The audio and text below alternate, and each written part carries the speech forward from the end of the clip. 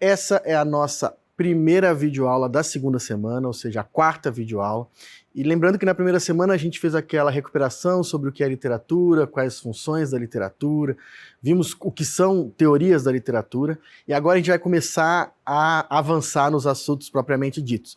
E o primeiro assunto que vai nos ocupar ao longo dessa videoaula são os gêneros literários na antiguidade. Está dividido em duas aulas, nós temos uma aula sobre gêneros literários na antiguidade e uma outra com já leitores, pessoas mais adiante no tempo que fizeram leituras de Aristóteles e de Platão, e depois veremos alguns exemplos de como pensar textos antigos a partir desses gêneros. Como tem acontecido nas videoaulas, eu vou abrir com uma citação, essa é uma citação muito curiosa do Aristóteles, que é a seguinte: a arte que se usa apenas de palavras sem ritmo ou metrificadas, esta seja com variedade de metros combinados, seja usando uma só espécie de metro, até hoje não recebeu um nome. É o Aristóteles falando da literatura, que não tinha nome na altura em que ele estava fazendo pela primeira vez a divisão dos gêneros. Isto é, mesmo que seja antes de ter recebido o nome de literatura, alguns pensadores já estavam se esforçando em como dividir a literatura num gênero ou no outro, estavam estudando aquilo que não tinha recebido ainda um nome ou um campo específico. Ou seja, isso é sinal de que eu não preciso ter um nome para que o fenômeno exista, né? Eu não preciso dar um nome para que o fenômeno exista. E também eu não preciso esperar que ele exista com um nome para que eu possa estudá-lo. E é o que nós vamos ver na aula de hoje, tanto nas figuras do Aristóteles, quanto na figura do Platão e do Sócrates. Daqui a pouco eu explico por que esses dois estão juntos, tá? Bom, o primeiro livro, lá no século IV, que vai ser o primeiro a formular os gêneros literários, é A República, do Platão. Nesse livro, o Platão reproduz um diálogo do Sócrates, né? Então, ou seja, essas formulações são socráticas, mas reproduzidas num livro do Platão. E o Sócrates diz o seguinte, ele propõe um gênero literário que seja somente de imitação, ou seja, não há ali uma criação, não há uma voz, não há uma outra voz criando aquela narrativa, eu só tenho as pessoas que existiriam no mundo sendo imitadas sobre o palco, e esse gênero que é só imitação estaria dividido, daqui a pouco nós vamos ver, em tragédia e comédia. Um segundo gênero seria um gênero que é composto do relato do poeta, ou seja, a maneira como um poeta vê o mundo e fala sobre esse mundo. Ele não tem correspondência exata com os gêneros de hoje em dia, mas depois seria aquilo que nós chamaremos de gênero lírico. Há ainda um terceiro gênero que é misto de imitação e de criação. Misto de imitação e de voz do poeta, ou seja, eu não tenho só pessoas sendo imitadas e representadas, nem tenho só a voz de um poeta relatando, eu tenho uma mistura dessas duas coisas. E o gênero definido como a mistura da imitação e da voz do poeta é a epopeia, tá? A referência dessa classificação eu tirei daquele livro A Teoria dos Gêneros, do Anatol Rosenfeld. Antes de a gente avançar, porque depois essas classificações serão retomadas, eu quero ver rapidamente com vocês a diferença entre tragédia e comédia. É uma diferença que para nós não vai ser muito interessante ao longo do curso, nós não voltaremos a ela muitas vezes, então é melhor resolver logo nesse slide do que deixar ela pendente aqui. A tragédia são imitações, ou seja, encenações, com homens melhores do que nós, nobres ou heróis. Ela tem uma linguagem elevada e o seu desfecho é trágico, tá? A comédia são homens piores do que nós, em geral, que na verdade somos nós, mas daqui a pouco eu falo sobre isso, serviçais, trabalhadores, etc. A linguagem rebaixada e o desfecho é cômico ou moralizante. Também pode ser que se use o exemplo daquela figura para moralizar no final, aí o fulano aprendeu e depois disso foi uma pessoa melhor e tal. É claro que existe uma divisão política nessa divisão entre tragédia e comédia, ou seja, quando eu remeto à tragédia a ideia de que só homens melhores do que nós, em linguagem elevada, em desfecho trágico, podem encenar os destinos da nação, eu estou dizendo que só eles importam para o futuro daquela comunidade, né? Quem diz isso não sou eu, é o Rancière, num texto chamado A Política da Ficção. E é claro que essa definição de comédia também, homens piores do que nós, para o mundo grego, são trabalhadores, ou seja, somos nós, né? São pessoas que trabalham, que precisam trabalhar e que não estão envolvidas diretamente no futuro daquela comunidade. E aí a linguagem que se chamava de rebaixada era a linguagem comum, né? E o desfecho cômico moralizante era a maneira como esse ângulo mais elitizado enxergava a diferença social naquele mundo antigo, na Grécia Antiga. Tá?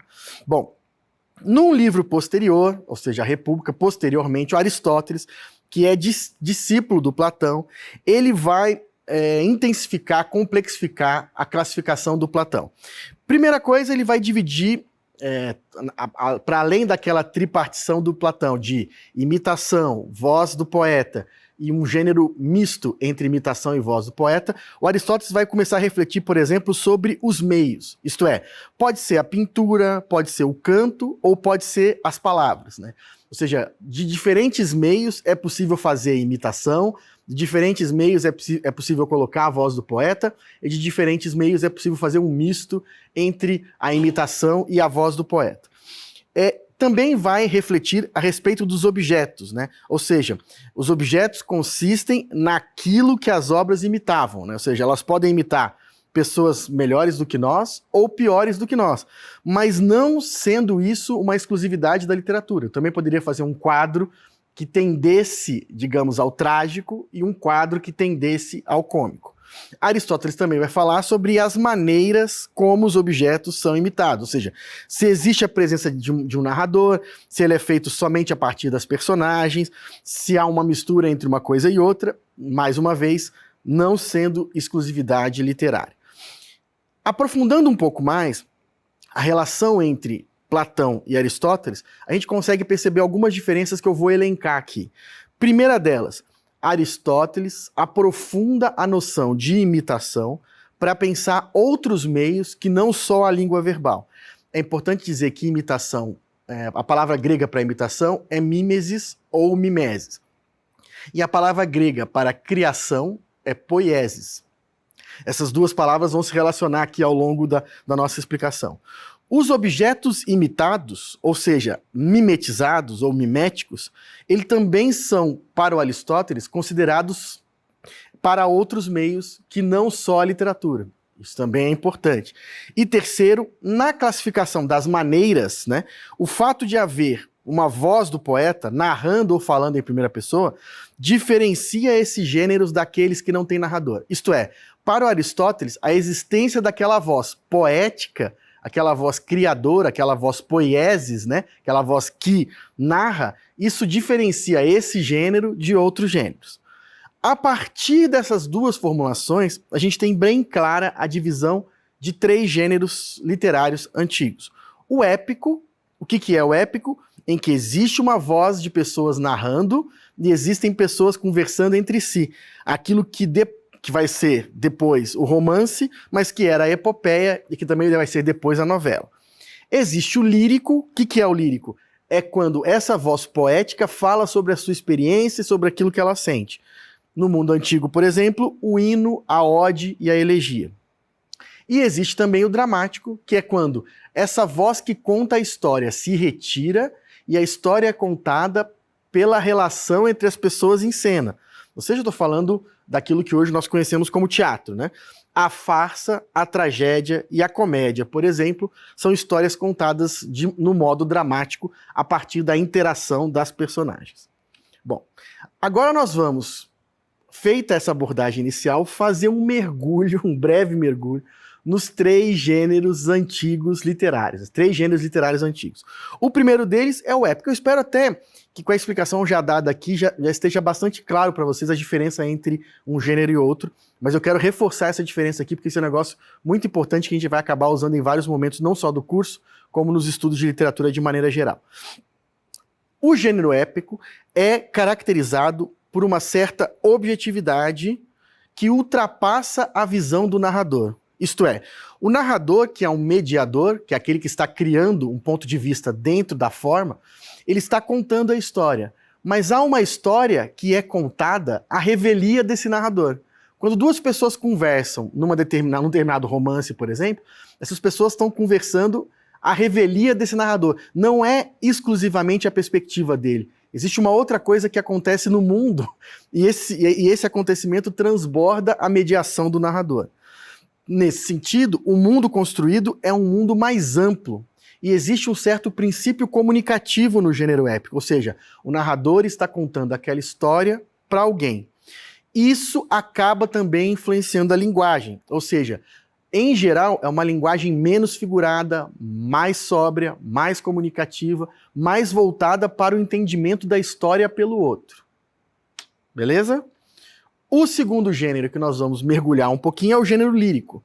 Eu coloquei o épico e o lírico porque o lírico é exatamente aquele em que essa voz do narrador, digamos do narrador entre aspas, vai se intensificar ao máximo. Ou seja, o lírico é a resposta mais intensa e mais imediata de um sujeito em relação às experiências que ele vive no mundo. Em geral, experiências amorosas, mas não só. Existem poemas que não são poemas líricos, né? Então, ou seja, o gênero lírico se caracteriza por essa subjetividade que se impõe sobre a objetividade do gênero épico. Isto é, no gênero épico, você vê o sujeito que narra, mas você também vê outras coisas quando você está lendo. No gênero lírico, em geral, essa subjetividade é ampliada, e você vê mais o sujeito que está lá falando sobre as suas experiências do que propriamente quais experiências estão sendo experimentadas por esse sujeito, tá? Em decorrência disso, tal como aconteceu no gênero épico, a linguagem no gênero lírico se volta sobre si mesma, porque ela é parte componente importante desse gênero, né? Ou seja, eu não tenho mais o intuito de contar uma história, eu tenho mais o intuito de expressar o que eu estou sentindo. Se o intuito é expressar o que eu estou sentindo, a linguagem vai acabar dobrada sobre si mesma como se fosse um pano, e portanto ela é mais espessa e menos comunicativa, menos sóbria do que no gênero épico. Por fim, e talvez o mais tranquilo de aprender dos gêneros, pelo menos na visão antiga, né, é o gênero dramático. O que é o gênero dramático? É o gênero em que não há narrador, e portanto o mundo apresentado se autonomiza. É como se eu recortasse um pedaço do mundo e colocasse ele sobre o palco. É por isso que o Platão e o Aristóteles chamam de gênero mimético. Ou seja, não tem alguém poético, não tem alguém criando a história junto com a representação. Isto é, a história é contada pelas ações encadeadas entre as personagens, né? A história não depende de alguém que conte a história. A história imita aquilo que acontece no mundo real. Claro, essa imitação pode ser numa linguagem mais densa ou pode ser numa linguagem menos densa. Mas é importante dizer, no gênero dramático, que mesmo que aquele acontecimento esteja transcorrendo no futuro da história ou no passado da história como um flashback, a encenação sempre se dá no tempo presente, né? Então é um gênero, de maneira geral e eminentemente, muito presentificador. As pessoas estão lá na frente representando uma determinada ação sem o narrador, e essa ação se dá no presente da sua representação. Diferentemente do gênero lírico e diferentemente do gênero épico, que podem recompor uma história ou recompor um sentimento que foi sofrido ou vivido na semana passada, no mês passado, etc. Essas categorias aristotélicas, épico, lírico e dramático, elas tiveram longa vida na história do pensamento, né? Elas só com a chegada da modernidade, lá no século XVIII, que elas vão ser transformadas. Ou seja, o épico, que era poético, né? Lembrem que daqui a pouco a gente vai falar sobre isso, eu vou mostrar no exemplo. A linguagem dele era a linguagem, ele era escrito em poesia e não em prosa. Ele vai deixar de ser escrito em linguagem poética e vai passar a ser escrito em linguagem prosaica e vai derivar as formas romance e conto. Da mesma maneira, mas talvez de forma um pouco mais lenta, o gênero dramático, que também era criado a partir de uma linguagem poética, vai deixar de ser poético e vai passar a ser prosaico, e a linguagem poética vai ficar restrita à poesia. Vou parar aqui durante uns 40 segundos para tentar explicar isso para vocês, que é uma coisa importante. O que nós chamamos de poético, como uma linguagem poética, para o grego significa criar. Poiesis é criação, enquanto mimesis é imitação. Bom, dentro do épico existia a voz do narrador, então existia ali um elemento poético, e existia também as personagens como um elemento mimético. Dentro do drama existia só o elemento mimético, porque eu não tenho um narrador. Ao passo que aquele terceiro gênero, que seria o lírico, é o gênero em que eu tenho mais fortemente a presença desse criador, portanto é um gênero poético. No sentido moderno do termo, essas coisas vão se alterar, e poesia vai significar para nós um tipo de linguagem. Um tipo de linguagem que rima, um tipo de linguagem que tem metáfora, etc, etc. Esse tipo de linguagem que rima, ou esse tipo de linguagem desenvolvido em versos, na antiguidade ele pertencia aos 3 gêneros. Aquilo que era prosaico na antiguidade era gênero historiográfico, para contar a história e tal, e não o gênero literário. É importante ter essa divisão em mente, porque é uma divisão que confunde bastante, justamente porque mantém as mesmas palavras, né, no campo da teoria da literatura. O que nós vimos nessa quarta videoaula, primeira da segunda semana?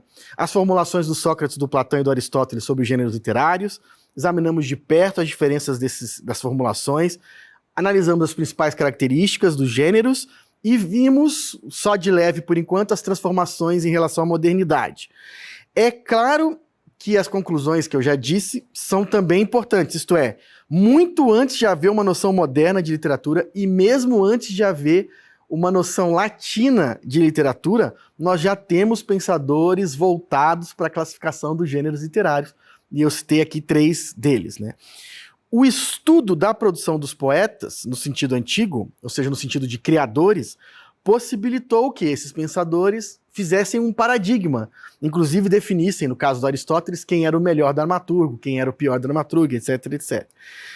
Mas, e nós vamos levar isso para o debate nas próximas semanas, será que o gênero mais característico é o melhor? Ou seja, quando eu pego uma peça mais característica do gênero dramático, ela é a melhor peça possível? Ou seja, qual é a relação entre classificação e valoração? Nós vamos tentar conversar um pouco sobre isso nas próximas semanas. Muito obrigado pela atenção. Espero que vocês revejam as aulas quantas vezes for necessário, acessem os monitores, acessem o professor, estamos sempre à disposição e até a próxima videoaula. Tchau, tchau.